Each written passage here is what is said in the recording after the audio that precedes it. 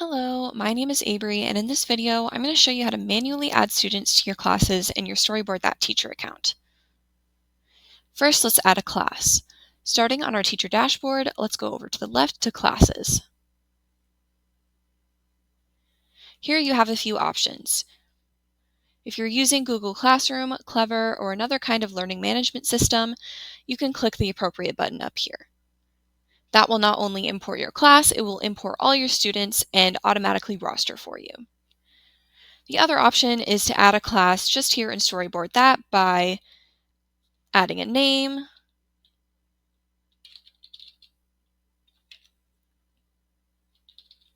and adding your class.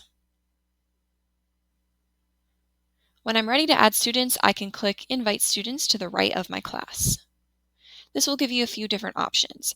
You can copy the class code, which you can then send to your students, and they will be prompted to sign in using a username and password that they create, or you can choose a single sign-on option. So if your school uses Clever, you can choose that. You can also choose Microsoft or Google.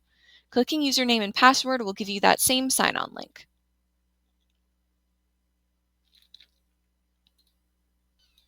You can also go over to My Students, and if you want more control over what usernames and passwords your students choose, you can add that right here under Add Students. Choose the class you want to add them to, and then click Add Student. And they will show up here under your Manage Students tab. The student can then choose Sign in with email when they sign into Storyboard That, and type in the username and password that you created for them. And that's all. Thank you for watching, and happy storyboarding.